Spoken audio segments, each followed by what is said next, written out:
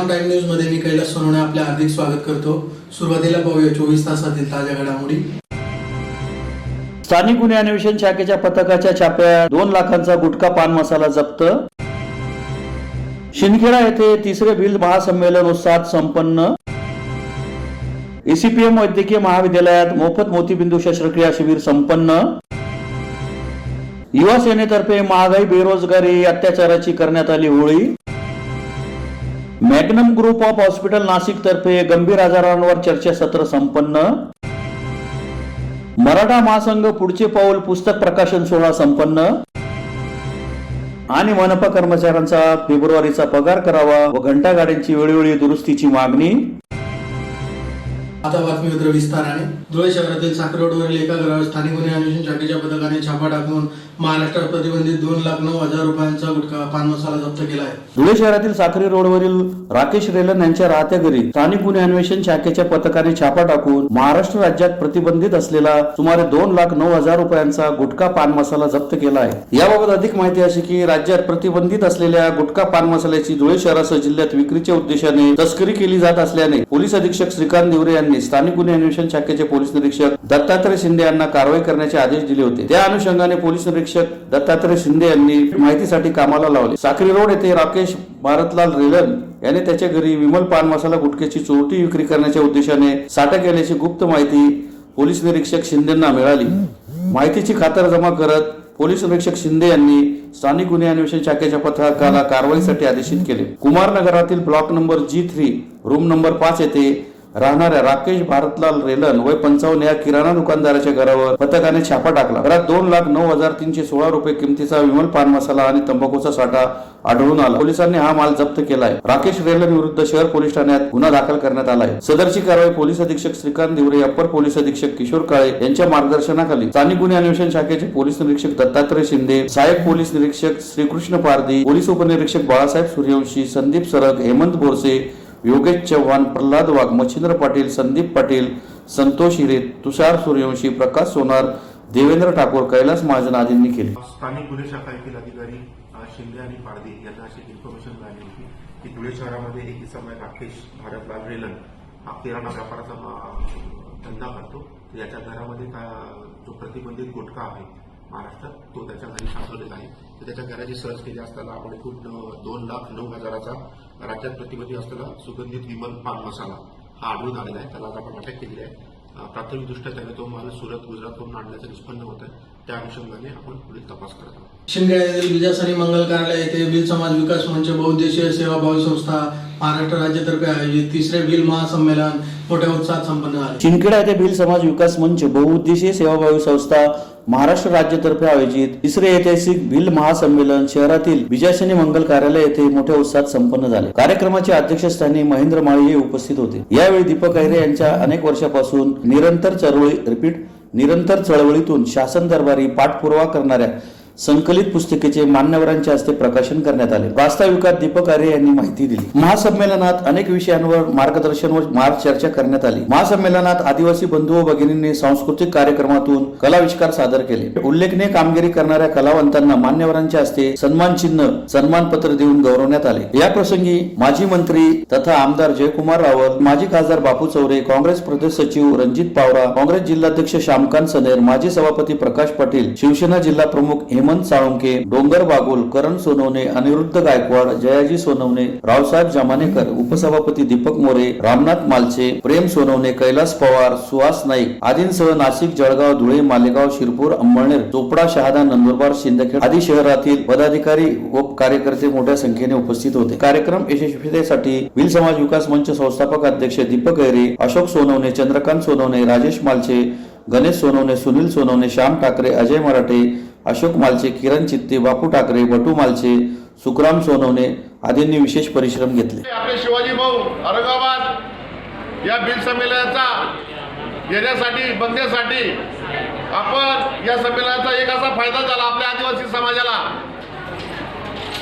का आपण पुणे जिल्ह्यात महाराष्ट्रात काना कोपऱ्यात राहणारा विखुरलेला समाज होता आपला, पण आपण वेगवेगळ्या जिल्ह्यात महाराष्ट्रात हा भिल संमेलन घेण्याच्या मानस केल्याने आपण तिसरा भिल संमेलनाची आज तिसरा बिल संमेलन होत आहे. या खरं म्हणजे बिल संमेलनाचा उद्देश कुठलाही राजकीय नाही, आपल्या सामाजिक विषयावर चर्चा करणे.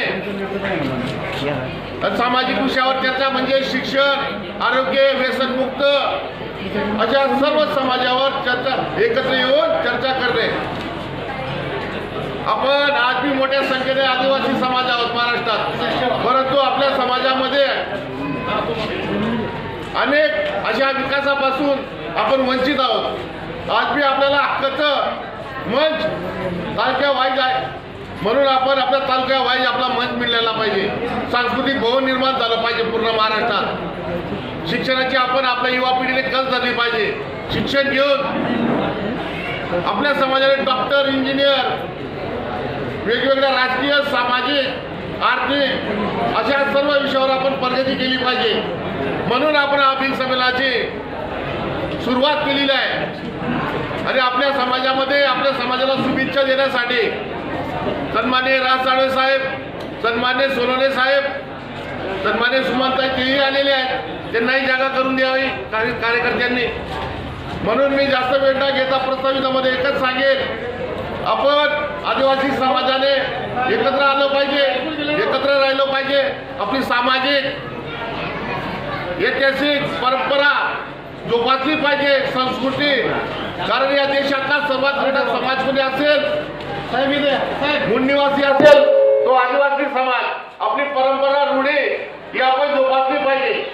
म्हणून मी जास्त काय प्रस्तावनामध्ये वेळ न देता मी मान्यवरांना सांगेल, स्वर्गीय अण्णासाहेब भाईदास पाटील यांच्या जयंतीनिमित्त एसीपीएम वैद्यकीय महाविद्यालय येथे शनिवारी मोफत मोतीबिंदू शस्त्रक्रिया शिबिराचे आयोजन करण्यात आले होते. खानदेश रत्न व वैद्यकीय क्षेत्रातील विश्वाचार्य स्वर्गीय डॉक्टर अण्णासाहेब भाईदास चुडामन पाटील यांच्या जयंतीनिमित्ताने शनिवार दिनांक 23 मार्च रोजी एसीपीएम वैद्यकीय महाविद्यालय येथे भव्य मोफत मोतीबिंदू शस्त्रक्रिया शिबिराचे आयोजन करण्यात आले होते. शिबिरात जे वैद्यकीय महाविद्यालयाचे माजी अधिष्ठाता व महाराष्ट्रातील सुप्रसिद्ध नेत्ररोग तज्ञ पद्मश्री डॉक्टर तात्याराव लहाने व डॉक्टर रागिनी पारेख यांनी रुग्णांची मोफत तपासणी केली. तसेच रुग्णांवर मोफत शस्त्रक्रिया सुद्धा करण्यात आल्या. शिबिरात रुग्णांसाठी मोफत जेवणाची सोय करण्यात आली होती. शस्त्रक्रियेनंतर रुग्णांना मोफत औषधी व चष्मे सुद्धा वाटप करण्यात आले. शिबिरात 200हून अधिक रुग्णांच्या तपासण्या करून काहींच्या शस्त्रक्रियांसाठी वेळ देण्यात आला. यावेळी doctor Tatyasaheb Lahane, doctor Ragini Parekh, doctor Mamata Patil, Sangeeta Nihal Patil, doctor Suresh Wadgaonkar, अधिष्ठाता doctor Nitin Kulkarni, doctor Gaurav Patil, doctor Dole, doctor Buva, doctor Devtale, doctor Abhishek PRO Hemant Patil आदी उपस्थित होते. आज या ठिकाणी आपण जमलेलो आहोत ते मोतीबिंदू शस्त्रक्रिया शिबिर या निमित्ताने डॉक्टर भाईदास अण्णा पाटील सर यांच्या जयंतीनिमित्त आपण हा मेगा कॅम्प ठेवलेला आहे. या मेगा कॅम्पमध्ये आपलं उद्दिष्ट मोतीबिंदू लेन्स टाकून शस्त्रक्रिया जवळपास आपण 150 करणार आहोत.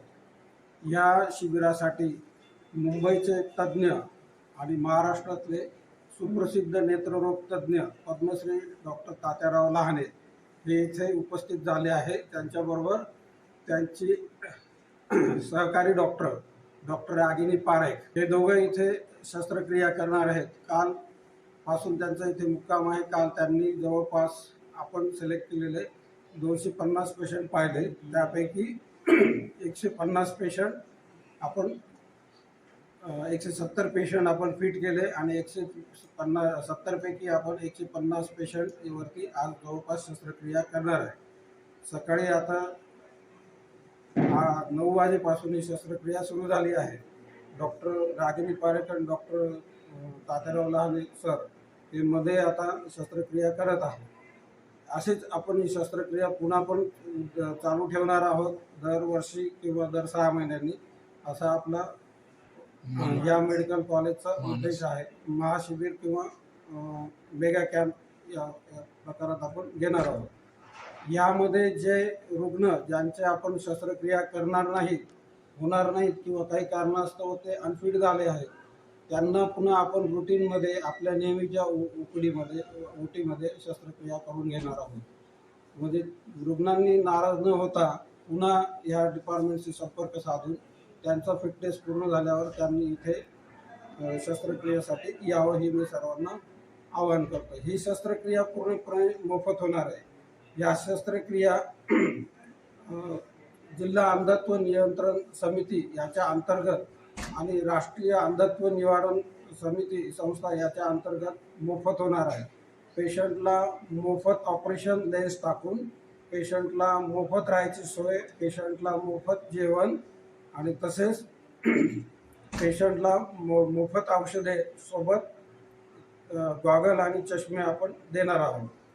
त्यामुळे इथे येणाऱ्या रुग्णांचा फायदा होणार आहे. आणि दुसरी गोष्ट, जे रुग्ण गोरगरीब आहेत, जे कुठे पोचू शकत नाहीत, ज्यांच्या डोळ्यांचे बरेच कॉम्प्लिकेशन आहेत, रिजेक्टेड पेशंट, असे पेशंट डॉक्टर लहाने सर आणि रागिनी मॅडम करणार आहेत. कधी गरज पडली, काही लोक जे असे कॉम्प्लिकेटेड त्यांच्या शस्त्रक्रिया आहेत त्यांना आपण मुंबईला सरांकडे पाठवू शकतो आणि सरांनी तसं सांगितले माझ्याकडे पाठवून द्या, मी ते करून दे. ह्या सर्व कार्यक्रमामागे आपल्या संस्थेचे चेअरमन डॉक्टर आमदार श्री कुणाल बाबासाहेब, तसेच Mamata madam, doctor Shailendra Patil sir यांचं भरपूर मेहनत आणि तसेच आपले principal dean sir doctor Nitin Kulkarni यांचं अत्यंत मोलाचं मार्गदर्शन लाभलं आहे. हे शस्त्रक्रिया, हे सगळं शिबिर ज्याला यशस्वी होण्यासाठी ह्या कॉलेजच्या सर्व डिपार्टमेंटचे डॉक्टर्स, सर्व डिपार्टमेंटचे रेसिडेंट्स, तसेच आमच्या डिपार्टमेंटचे रेसिडेंट, सहकारी, मेडिसिन, ॲनेस्थेशिया, सर्जरी आणि पॅथॉलॉजी लॅब, तसेच मायक्रोबायोलॉजी लॅब, या सर्वांचं सहकार्य लाभलेलं आहे. आणि सर्वजण तसेच ब्रदर, सिस्टर आणि सगळे वॉर्ड बॉय शिबिर यशस्वी होण्यासाठी अत्यंत मेहनतीने काम करत आहेत. एखाद्याचं नाव चुकून राहिलं असेल तर अननोईंगली आणि नोईंगली ते आम्हाला मदत करतायत. तर आपण हे शिबिर यशस्वी होण्यासाठी प्रयत्न करूया आणि पेशंटला एक चांगली दृष्टी मिळावी या दृष्टिकोनातून आपण काम करूया. धन्यवाद. धुळे जिल्हा युवा सेनेतर्फे शहरातील जुन्या मनपासमोर महागाई, बेरोजगारी, अत्याचाराची होळी करीत इंडिया आघाडीचे सरकार अस्तित्वात येण्याची प्रार्थना करण्यात आली. महागाई, बेरोजगारी, अत्याचाराच्या घटनांमध्ये वाढ झाली असून यास सध्याचे सरकार जबाबदार असल्याचा आरोप करीत धुळे जिल्हा युवा सेनेतर्फे शहरातील महानगरपालिकेच्या जुन्या इमारतीसमोर महागाई, बेरोजगारी, अत्याचाराची होळी करीत इंडिया आघाडीचे सरकार अस्तित्वात येण्याची प्रार्थना करण्यात आली. सत्याच्या सत्ताधाऱ्यांमुळे देशाची अर्थव्यवस्था कोलमडली आहे. देशातील युवा पिढी मोठ्या प्रमाणात बेरोजगार आहे. ज्या मुलांच्या वडिलांना काँग्रेसच्या काळात नोकरी मिळाली त्या वडिलांच्या पेन्शनवर मुलगा अवलंबून आहे असे दुर्दैवी वास्तव आहे. पेट्रोल, गॅस सिलेंडरचे दर गगनाला भिडले आहेत. दैनंदिन वापराच्या गरजेच्या वस्तूंच्या किमती वाढल्या आहेत. देशासह राज्यात गोळीबार, टोळी उद्योग, महिलांवर अत्याचार, शेतकरी आत्महत्या, मणिपूर हिंसाचार असे अनेक अनुचित प्रकार घडले आहेत. त्या पार्श्वभूमीवर शनिवारी धुळ्यातील मध्यवर्ती चौक असलेल्या मनपाच्या जुन्या इमारतीसमोर जनतेवर होत असलेल्या अत्याचार समस्यांची होळी करण्यात आली. येत्या काळात देशासह राज्यात इंडिया आघाडीचे जनहिताचे लोकशाही सरकार येवो अशी प्रार्थना करण्यात आली. यावेळी युवासेना जिल्हा प्रमुख हरीश माळी, विस्तारक तथा उपजिल्हा प्रमुख कुणाल कानकाटे, युवती सेना विस्तारक सोनी सोनार, महानगर प्रमुख मनोज जाधव, तालुका प्रमुख गणेश चौधरी, जिल्हा समन्वयक मोहित वाघ, सिद्धेश नाशिककर, तरबेज शेख, सुमित चौधरी, श्रुती केसावलेकर, मंजू पाटील, सौरभ मतकर, गोपी चव्हाण, सौरभ लांबगे, समर्थ मुतरडक, कृष्णा फुलपगारे, जयेश फुलपगारे, शुभम फुलपगारे, सुमित गोडसे, कल्पेश निकम आदी उपस्थित होते. संस्कृतीत पवित्र मानला जाणारा होळीचा उत्सव वेगळ्या पद्धतीने साजरा केलेला आहे. या होळीच्या पवित्र अग्निकुंडामध्ये मागील 10 वर्षांमध्ये भाजप सत्ताधाऱ्यांनी जे काही नागरिकांवर अत्याचार केलेले आहे त्या सर्व अत्याचारांचं या ठिकाणी एक पोस्टर बनवून आम्ही त्यांचं पवित्र अग्निकुंडात होळीत त्यांना अग्निडाग दिलेला आहे. आणि येडापिडा जावं आणि बळीचं राज्य अशी या ठिकाणी संकल्पना केलेली आहे, प्रार्थना केलेली आहे. तसेच ज्या पद्धतीने दिनदहाडे गोळीबार म्हणा, निर्यातबंदी म्हणा, महिलांवर अत्याचार, इलेक्ट्रॉल बॉन्ड, मणिपूर हिंसाचार, या सर्व ज्या काही गोष्टी आहेत अत्यंत नागरिकांना ठेच पोचवणाऱ्या होत्या आणि त्यांना आज या पवित्र अग्निकुंडात आम्ही तिरंदाजी दिलेली आहे आणि भविष्यात उद्धव साहेबांचं सरकार येवो अशी प्रार्थना केलेली आहे. जय हिंद, जय महाराष्ट्र. धुळे शहरातील स्टेशन रोडवरील हिरेभवन येथे मॅग्नम ग्रुप ऑफ हॉस्पिटलतर्फे हृदय, किडनी, मेंदू, कर्करोग आणि इतर गंभीर आजारांवरील चर्चासत्राचे आयोजन करण्यात आले होते. Magnum group of hospital Nashik तर्फे धुळे शहरातील स्टेशन रोडवरील हिरेभवन येथे हृदय, किडनी, मेंदू कर्करोग आणि इतर गंभीर आजारांवरील चर्चासत्राचे आयोजन करण्यात आले होते. सुरुवातीस प्रमुख अतिथींच्या हस्ते दीप प्रज्वलन करीत धन्वंतरीची पूजा करून कार्यक्रमास सुरुवात करण्यात आली. यावेळी सत्कार समारंभाचाही कार्यक्रम संपन्न झाला. डॉक्टर मनोज चोपडा यांनी हृदयाबाबत संपूर्ण माहिती देत हृदयविकार, त्याची लक्षणे, निदान, चाचण्या, उपचार व तंत्रज्ञान याबाबत सखोल माहिती दिली. त्यानंतर आरोग्यावर बोलू काही, प्रश्न तुमचे, उत्तर तज्ञांचे हा उपक्रम राबवण्यात आला. यावेळी doctor Manoj Chopda, doctor Dilip Patil, doctor Kailas Shewale, doctor Sanjay Sanghvi, doctor Rahul Birla आदी उपस्थित होते. आज आमची team cardiologist, nephrologist, neurologist, neurosurgeon, oncosurgeon, ICC specialist धुळ्यामध्ये आलो आहोत तुमच्या भेटीला. आणि महत्त्वाचा विषय आहे की आरोग्यावर बोलू काही. आज आपण जेव्हा आरोग्याचा विचार करतो तेव्हा शरीर व मन ह्या दोन्ही गोष्टी महत्त्वाच्या ठरतात. बऱ्याच वेळा मन आपल्याला सांगत असतं, अरे आपलं काहीतरी चुकतंय, काहीतरी बदल करायला पाहिजे. पण आपण आपलं शरीर भेटून देतो, काही नाही रे, काही झालं नाही, काही होणार नाही, आपण आपले चांगले धडधाकट आहोत, सगळे रोजची कामं करतो आहोत. पण प्रत्येक वेळेस आपलं शरीर आपल्याला काही लक्षणं देत असतो किंवा काहीतरी सांगत असतो, अरे थांब जरा, इथं कुठेतरी चुकतंय. हे जे काही लक्षणं आहेत ती तुझ्या काहीतरी हृदयाची किंवा मेंदूची लक्षणं आहेत, त्याच्याकडे लक्ष दे. पण आपण आपल्या रोजच्या जीवनामध्ये जे काही प्राणांतिक धावपळ करतो आणि त्याच्यामुळे आपण वेळ नाही म्हणून या गोष्टींकडे दुर्लक्ष करतो आणि मग अचानक काहीतरी इमर्जन्सी उधळते आणि त्याच्यामध्ये आपण हृदयविकाराचा झटका, पक्षाघाताचा झटका म्हणून हॉस्पिटलमध्ये ॲडमिट होतो. आणि त्यावेळेस जेव्हा आपली शुगर चेक केली जाते ती जास्त सापडते, रक्तदाब जास्त सापडतो आणि त्याच्यामुळे मग आपण हवालदिल होतो, अरे आत्तापर्यंत आपल्याला काहीच नव्हतं आणि अचानक हे का झालं. तर त्याच्याकरता माझ्या मते हे आज आपण जे काही चर्चासत्र इथे आयोजित केलं आहे की आपली वेगवेगळी आजारांची लक्षणं कशी ओळखायची, ती वेळीच त्याचे उपचार कसे घ्यायचे आणि ते उपचार घेतल्यानंतर आपण चांगले झालो तर हा आजार पुन्हा होऊ नये म्हणून प्रतिबंध कसं करायचं हे सगळ्यात महत्त्वाचं. म्हणूनच आरोग्यावर काही बोलू याच्यामध्ये वेगवेगळे तज्ज्ञ आपले अनुभव, तुम्हाला असलेला आजार, त्याची लक्षणं, त्याच्यावरती मग कोणत्या तपासण्या केल्या तर त्या आजाराचं निदान करता येईल आणि त्याच्यातनं चांगल्या पद्धतीचे उपचार कसे करता येईल याच्याकरता ह्या चर्चासत्राचं आयोजन आपण इथं केलेलं आहे. आज 35 नंतर डायबिटीज, उच्च रक्तदाब, हृदयविकाराचा, पॅरालिसिसचा झटका वाढीस लागलेला आहे. 12 ते 15% रुग्णांना हा आजार आपल्या भारतामध्ये आढळतो आहे. डायबिटीज व उच्च रक्तदाबाचे आपण तर कॅपिटल समजले जातो. एका बाजूला डेंग्यू मलेरियामुळे होणारे मृत्यू आणि दुसरीकडे आपल्या जीवनशैलीमुळे होणारे प्रॉब्लेम्स. आपले जीवनशैलीचे प्रॉब्लेम आपण नक्कीच सुधारू शकतो आपली जीवनशैली बदलून. त्याच्यामध्ये आहार, विहार, विचार ह्या त्रिसूत्रीचा वापर करणं फार गरजेचं आहे. सफेद रंगांपासून दूर राहा, म्हणजेच मीठ, मैदा, साखर, दूध, तेल, तूप, नॉनव्हेज याचा वापर कमीत कमी करणे व वेगवेगळ्या रंगांचा आपल्या जीवनात वापर करा, जेणेकरून जसं आपण वेगवेगळे रंग आले की आपलं आयुष्यामध्ये चांगल्या रंगांची उधळण करून आपण आनंदी होतो, तसेच वेगवेगळे रंग आपल्या जेवणामध्ये जर आणले, व्हिटॅमिन्स, मिनरल्स चांगल्या पद्धतीने मिळतात. प्रोटीन्सचा वापर आपण करून आपल्या चांगल्या पद्धतीने जीवन जगू शकतो. व्यायाम 45 मिनिटं रोज, आठवड्यातनं 150 मिनिटं आणि त्याचप्रमाणे आपला ताणतणाव याच्याकरता पॉवर ऑफ गिव्हिंग. आपण जर 2 जणांच्या चेहऱ्यावरती हसू आणू शकलो तर त्याच्यातनं मिळणारा आनंद आणि आपला ताणतणाव कमी करण्यास मदत होते. आपल्या मित्रांबरोबर, फॅमिलीबरोबर आपले रिलेशन्स चांगल्या पद्धतीने करा आणि बी पॉझिटिव्ह या, काही होणार नाही. धन्यवाद.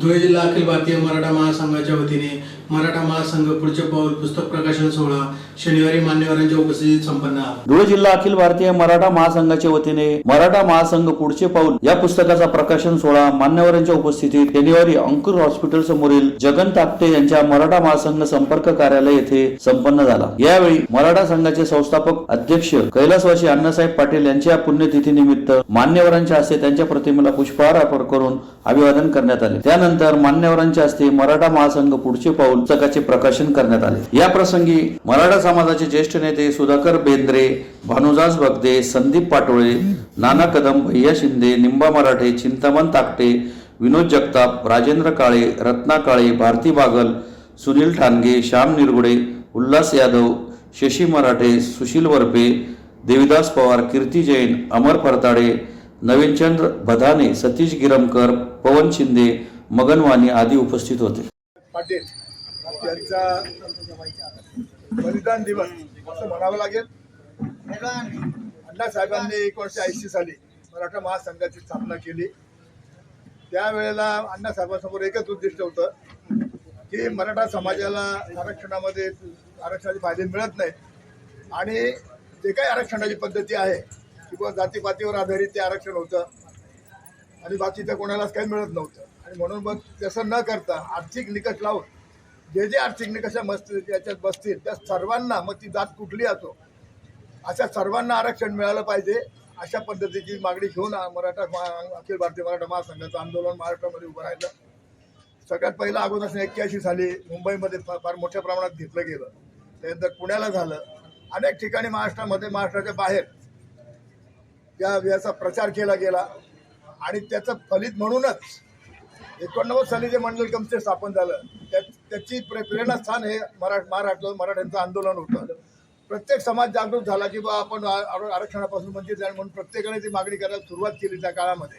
आणि मग सरकारला व्ही.पी. सिंग सरकारला मंडल कमिशन नेमावं लागलं आणि त्या मंडल कमिशनच्या माध्यमातून भारतामध्ये 3743 जाती आणि महाराष्ट्रामध्ये 272 जाती त्या मंडल कमिशनच्या याच्यात किंवा ओबीसीमध्ये आल्या त्या काळामध्ये. आणि ज्यावेळेला या मागणीसाठी धुळ्यामध्ये महाराष्ट्रामधला या आंदोलनातला सगळ्यात पहिला मोर्चा धुळ्यामध्ये त्या साली 80 साली झाला आणि सगळ्यात मोठा मोर्चा 10,000चा मोर्चा. त्याच्यामध्ये जे आज आपल्याला ओबीसी मधून आपल्याला विरोध करतायत, माळी असतील किंवा जे कोणी इतर समाज असतील, ते सगळे आपल्या बरोबर त्या काळामध्ये होते आणि म्हणूनच त्या मंडल कमिटीची स्थापना झाली आणि म्हणून ते ओबीसी निर्माण झाले. पण आज ते आपल्या विरुद्ध बोलतायत, आपल्याला ते आरक्षण मिळू नये म्हणून प्रयत्न करतायत. ही अत्यंत चुकीची गोष्ट आहे. त्यांनी समजून घेतलं पाहिजे की मंडल कमिशन नेमलं गेलं नसतं तर ओबीसी हा वर्गच निर्माण झाला नसता. आणि हे याचं सर्व श्रेय जातं अण्णासाहेब पाटलांना. आणि 22 मार्चला मुंबईमध्ये सगळ्यात मोठा मोर्चा होता. बाबासाहेब देशमुख त्या काळात मुख्यमंत्री होते आणि त्यांनी बाबासाहेबांना सांगितलं होतं जर तुम्ही आम्हाला मराठा आरक्षण दिलं नाही तर उद्याचा दिवस मी पाहणार नाही. म्हणून अण्णासाहेबांनी 23 मार्चला सकाळी स्वतःच्या पिस्तुलातून गोळे घेऊन झाडून आत्महत्या केली. आणि हे त्यांचं मरण मराठा समाजाने सदैव लक्षात ठेवलं पाहिजे. आणि ज्या वेळेला आरक्षणाचा काही प्रश्न असेल त्या वेळेला त्या आरक्षणाच्या चळवळीच्या मागं प्रत्येकानं उभं राहणं आपलं प्रत्येक मराठीचं कर्तव्य आहे. एवढं या प्रसंगी मी बोलतो. आणि उद्या 24 तारखेला जरांगे पाटलांनी तिथं मिटिंग बोलवली, तिथं जास्तीत जास्त संख्येने आपल्याला गेलं पाहिजे. याची सुद्धा नोंद आज संध्याकाळी बैठकीमध्ये आपल्याला घ्यायची आहे. धन्यवाद. जिल्हा धुळे अध्यक्ष जगन बाबू ताकटे आणि त्यांची सर्व टीम यांच्या वतीने पुढचं पाऊल हे जे पुस्तक आज या ठिकाणी त्याची प्रकाशन करण्यात आलेलं आहे, अतिशय योग्य आहे. पुढचं पाऊल जी मराठा समाजाला अत्यंत गरज आहे. याच्यामध्ये मराठा समाजाच्या मुलांसाठी, तरुणांसाठी उद्योग, व्यवसाय आणि असलेल्या शासनाच्या स्कीम, सारथी असेल, आर्थिक अण्णासाहेब आर्थिक विकास मागासवर्गीय मंडळ असेल, त्याच्या माध्यमातून आपल्या मुलांना उद्योग व्यवसायासाठी प्रेरित करण्यासाठी ज्या काही योजना आहेत त्याची नोंद या पुस्तकात घेण्यात आलेली आहे. खरोखरच आजपर्यंत मराठ्यांच्या इतिहासात जे काही पुस्तक तयार झाले त्याच्यापैकी मी या पुस्तकाला सर्वात मोठा मान देईल. कारण आजची ही मराठा समाजाची सगळ्यात मोठी गरज आहे की मराठा समाजाला उद्योग व्यवसायामध्ये प्रोत्साहित करण्यासाठी हे पुस्तक निर्माण झालेलं आहे. मी कोंढरे साहेबांचा विशेष आभार मानेल आणि धुळे जिल्हा मराठा महासंघाचं जे कार्य चालू आहे त्या कार्याला मी या ठिकाणी पुन्हा एक वेळा शुभेच्छा देतो.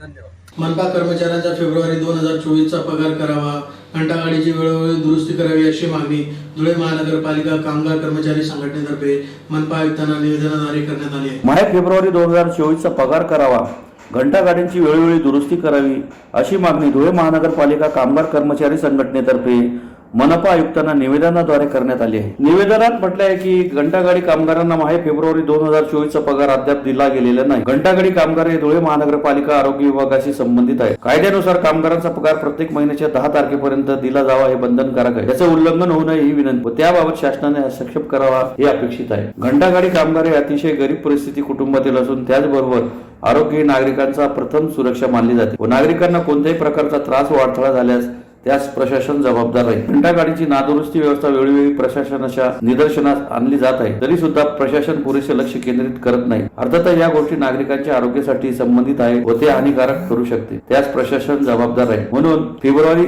2024 चा थकीत पगार द्यावा व घंटागाड्यांची नियमित दुरुस्ती करावी अशी मागणी करण्यात आली आहे. यावेळी एल.आर. राव, शंकर जाधव, सिद्धार्थ देवडे, प्रवीण चौधरी, हितेश बैसाने, शंकर जाधव, राहुल आयरे, समाधान खैरनार, आनंद डाले, मनोज साळवे, अमोल सिरसाट, दीपक सोनवणे, सागर आयरे, अजय साळवे आदी उपस्थित होते. 22 मार्च 2024 प्रत्येक महिन्याचा 10 तारीखला पगार पडणं अनिवार्य आणि कायदेशीर बाब आहे.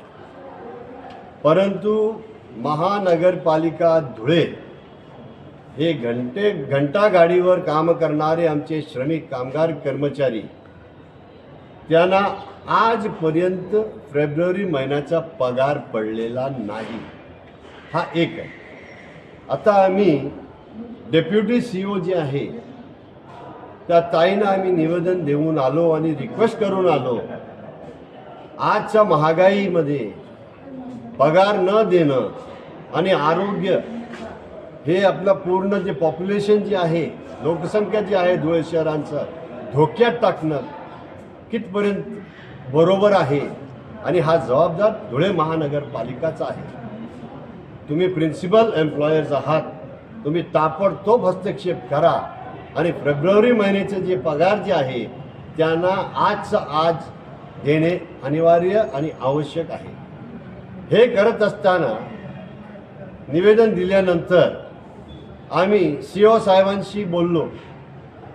ती ताईंचं असं म्हणणं आहे, मी ते कॉन्ट्रॅक्टर जे आहे आमच्याकडून काही बाकी नाही म्हणे आणि कॉन्ट्रॅक्टरला सांगतो म्हणे आणि बघतो म्हणे. आम्ही बोललो तुम्ही असं पाऊल उचला की आजचा त्यांचा पगार पडेल. हा एक फार महत्त्वाचा प्रश्न धुळेकरांचा आहे, आरोग्यांचा आहे. दुसरं, हे जे कामगार जे आहे, हे कर्मचारी जे आहे ते गाडी चालवता, हा रणगाडा जे आहे ना, रणगाडा परवडतील, खड्ड्यात जाऊन आपल्याला काय होणार नाही. परंतु हा गाडीचा अवस्था आणि व्यवस्था इतका बिकट आहे, हा वाचणार, हा समोरचा माणसाला वाचू शकतं असा हा मोठा प्रश्न चिन्ह आहे.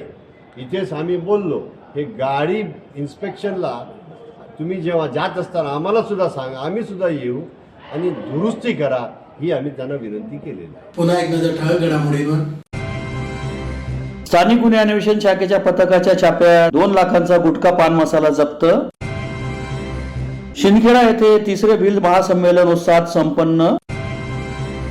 ECPM वैद्यकीय महाविद्यालयात मोफत मोतीबिंदू शस्त्रक्रिया शिबिर संपन्न. युवा सेनेतर्फे महागाई बेरोजगारी अत्याचाराची करण्यात आली Holi. Magnum group of hospital Nashik तर्फे गंभीर आजारांवर चर्चासत्र संपन्न. मराठा महासंघ पुढचे पाऊल पुस्तक प्रकाशन सोहळा संपन्न.